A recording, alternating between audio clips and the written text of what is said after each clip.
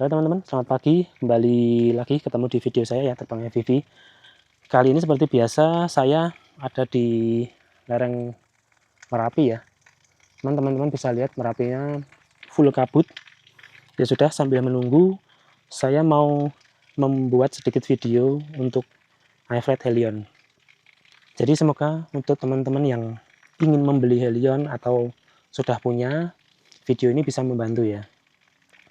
Oke, jadi iFlight Helion ini apabila teman-teman membeli di Indonesia di Tokopedia ya, itu ada 2 toko besar yang menjual. Satu mereka ready stock, itu seperti punya saya. Satu lagi pre-order. Saya nggak perlu sebut nama ya teman-teman, karena saya nggak disponsorin. Nah, bedanya apa kalau teman-teman beli di 2 toko itu? Kalau teman-teman beli versi PNP atau BNF yang ada di sudah ready stock, itu pasti akan mendapatkan seperti yang punya saya. Itu adalah Helion dengan frame versi pertama, teman-teman. Kenapa? Kekurangannya apa? Jadi Helion versi pertama itu punya carbon plate yang tipis, teman-teman. Jadi makanya kalau teman-teman lihat review di luar negeri, itu mereka banyak yang komplain masalah jelo, apalagi kalau pakai action cam tambah berat kan, jelonya tambah parah. Nah, tapi tidak ada satupun video yang menjelaskan seperti ini, teman-teman. Jadi kalau teman-teman beli seperti tadi yang saya sudah bilang, kalau teman-teman beli versi PNP yang sudah ready stock, teman-teman pasti akan mendapatkan versi yang seperti ini, sama punya saya, versi pertama dengan plate karbon yang tipis. Tapi kalau teman-teman beli versi pre-order ya di toko sebelahnya, itu pasti teman-teman akan mendapatkan Helion dengan frame yang sudah upgrade, yang versi 1.2 atau 1.1. Nah, bagaimana kalau teman-teman punya seperti saya atau mau beli yang sudah ready stock aja? Teman-teman bisa seperti ikuti yang seperti saya lakukan ya.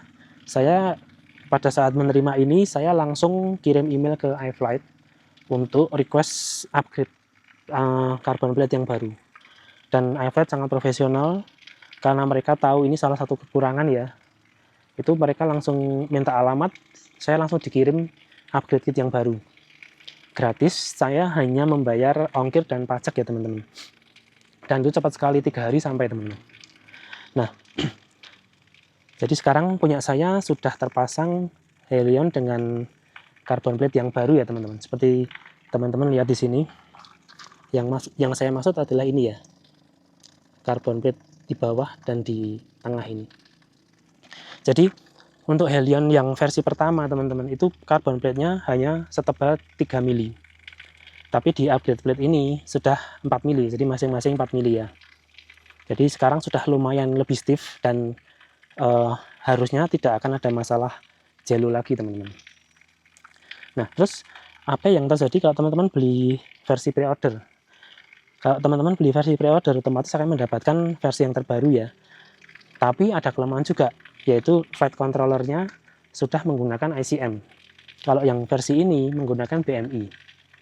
Nah, teman-teman kalau bertanya, terus kalau gitu saya pilih yang mana? Sebetulnya saya nggak milih keduanya teman-teman, karena saya untuk urusan flight controller, saya selalu memilih MPU 6000 ya. Tapi kalau karena pilihannya hanya tinggal BMI atau ICM, saya pilih BMI. Tapi jadi begini, kalau teman-teman minta saran, apabila teman-teman ingin membeli Helion, teman-teman tentukan saja. Teman-teman pilih carbon plate yang baru, atau teman-teman harus beli yang versi lama, kemudian teman-teman upgrade sendiri. Berarti teman-teman harus bongkar dan pasang sendiri. Sebenarnya nggak sulit, cuman kalau teman-teman nggak terbiasa untuk rakit, mungkin itu sedikit masalah ya.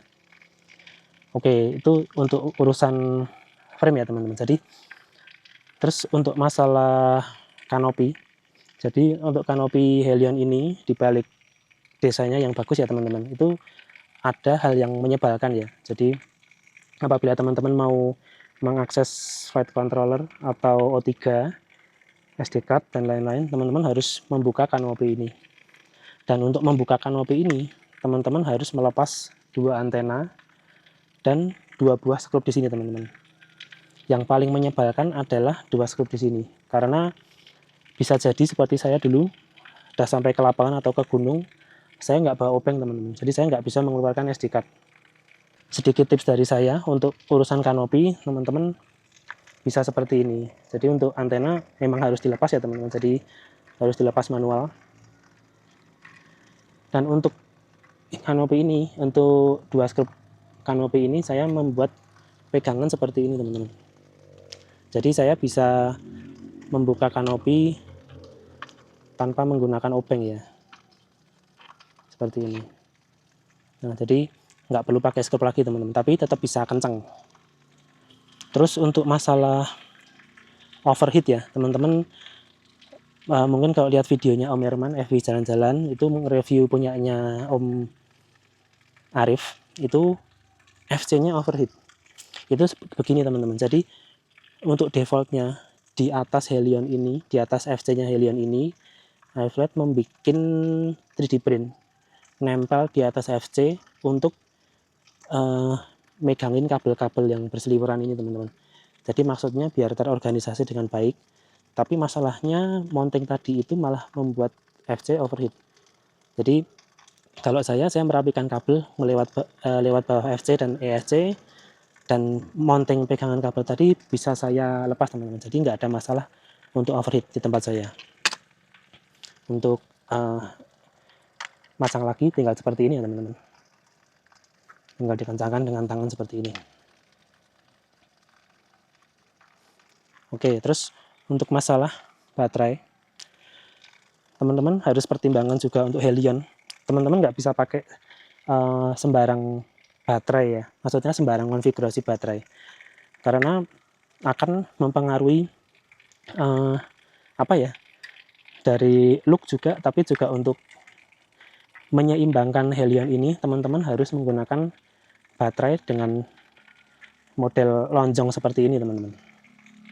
Kalau teman-teman bisa lihat, saya menaruh baterai ini sepertinya terlalu ke belakang ya teman-teman, tapi ini sebetulnya untuk mendapatkan CG atau center gravity, dimana untuk Helion ini center gravity-nya ada di belakang GPS ini ya teman-teman. Jadi seperti ini. Dan apabila saya memakai action cam, baterai ini harus sedikit lagi saya geser ke belakang, karena kalau teman-teman asal pasang baterai di tengah Helion ini akan sangat front heavy ya, itu mempengaruhi sedikit performa ya teman-teman.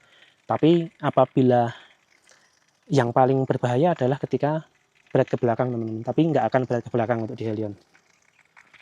Oke teman-teman, jadi mungkin jadi mungkin sekian aja teman-teman video untuk sharing tips dan trik Helion ini. Jadi semoga buat teman-teman yang ingin membeli Helion atau sudah punya, mungkin menghadapi masalah yang saya sebutkan, teman-teman bisa mendapat jawabannya di sini. Oke teman-teman, sekian ya video dari saya. Ini saya mungkin masih di sini untuk nungguin kabut ini sedikit reda, semoga. Jadi saya bisa muncak ke Merapi ya teman-teman. Oke teman-teman, seperti biasa ya, mohon dukungannya untuk klik like dan subscribe untuk dukung channel saya selalu ya teman-teman. Oke, sampai jumpa di video terbang FPV selanjutnya.